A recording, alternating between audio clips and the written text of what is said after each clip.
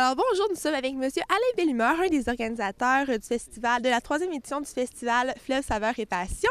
Alors Monsieur Bellumeur, quel était le but premier pour cette 3e édition?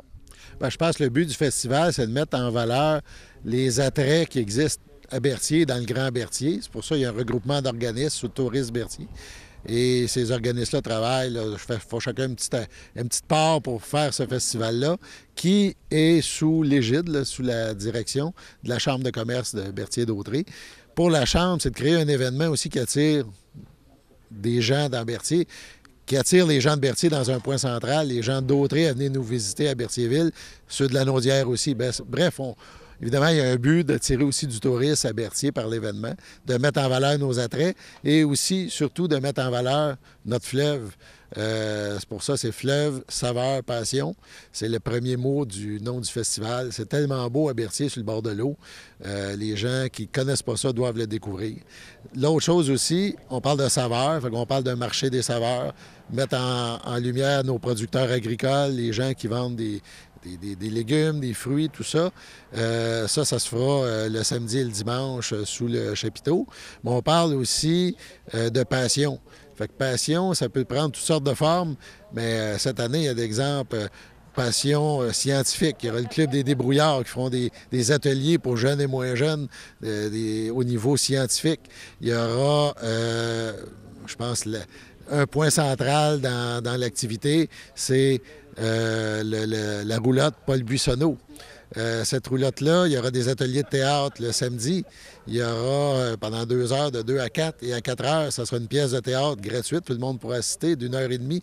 Le tour du monde là, en 80 jours, là, une adaptation du roman de Jules Verne. Ça va être présenté, c'est sans frais. Je pense que c'est la particularité du festival. On veut que les gens viennent, ça ne coûte rien, venez sur le site.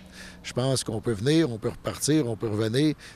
On veut qu'il y ait de la circulation, que les gens apprécient, participent, s'amusent et découvrent là, justement nos points d'attrait. L'autre point majeur du festival, ça, il y a eu lieu l'an passé, mais les gens le savaient moins. Mais je pense que ça s'est parlé. Le samedi soir, c'est le feu d'artifice à partir de l'île de la Commune, donc en face du site. Et c'était tellement spectaculaire l'an dernier, les feux d'artifice qui partent sur une île, le reflet des couleurs sur l'eau, vu que c'était un feu pyro-musical, la musique qui était agencée à ça, c'était incroyable. À la fin du feu l'an passé, les gens ont applaudi à tout rompre. Fait qu'on répète avec la même compagnie, une compagnie de Sherbrooke, l'expérience cette année. Puis s'il y avait, je sais pas, 2000 personnes qui ont vu le feu l'année passée, je serais pas surpris qu'il y en ait 5000 qui le voient cette année. C'était de gros calibre et ils nous ont promis la même chose, sinon plus. Et vous n'avez pas parlé pendant la conférence de presse du souper des chefs qui a eu lieu dans les 2 éditions précédentes. À quoi on peut s'attendre pour cette année? Ça, il y a 4-5 dossiers qui ne sont pas réglés, qu'on travaille. Le souper des chefs, on essaie toujours qu'il y en ait un, mais ça se pourrait que ça soit un pré-événement. Fait que ça pourrait être la semaine avant, s'il y en a un. Et il nous restait des détails à attacher, si on peut dire. C'est pour ça que pour le moment, il n'est pas dans la programmation. Peut-être qu'il sera, on verra, là, mais c'était pas totalement attaché là, au moment présent. On espère que ça va se rajouter au programme.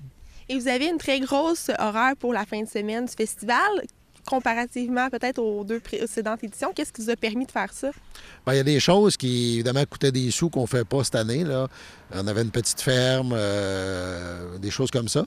Puis, on a réinvesti autrement cet argent-là. C'est à peu près le même genre de budget, mais plus sur l'animation, plus pour que le site soit animé, des ateliers de cirque, des ateliers scientifiques, des ateliers avec des animaux exotiques, des lézards, des serpents, toutes sortes de choses comme ça.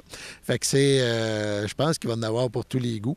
Puis ça devrait plaire à un plus large éventail de gens. Et je pense que le succès devrait être au rendez-vous. Là. Et votre coup de cœur pour cette édition-ci, ce serait quoi? Bien, évidemment, moi aussi, je suis un passionné d'histoire. Je suis un amoureux de Berthierville. Évidemment, le concours de photos, j'espère que ça va connaître un beau succès.